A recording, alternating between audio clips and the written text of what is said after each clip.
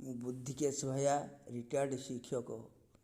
ଆଜି ଆପଣମାନଙ୍କୁ ମୋର କିଛି ଅନୁଚିନ୍ତା ଏ ନୂତନ ବର୍ଷରେ ଜଣାଉଅଛି। ଚାଲି ଯାଇଛି ଅତୀତ, ଖସି ଯାଇଛି ସବୁ ଦୁଃଖ ସୁଖ ଭରା ଦୁନିଆ। ଏ ନୂଆବର୍ଷ ହେଉ ସୁଖର ସାଥୀ।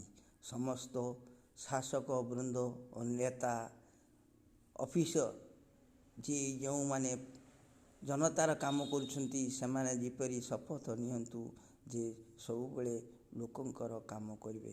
ଏଇଥିରେ ଗଢ଼ା ହେବ ଆମ ଓଡ଼ିଶା, ଏଇଥିରେ ଗଢ଼ା ହେବ ଆମ ଭାରତ। ହେବ ନୂଆବର୍ଷ 2025 ଏକ ସ୍ୱତନ୍ତ୍ର ବର୍ଷ, ଏକ ନୂତନ ଆକାଶ, ନୂତନ ବିକାଶ, ନୂତନ ଆନନ୍ଦରେ ଭରିପୂର ହୋଇଉଠୁ। ଏହା ମୋର ଆନ୍ତରିକତାର ଶୁଭେଚ୍ଛା ବାର୍ତ୍ତା ସମସ୍ତଙ୍କୁ।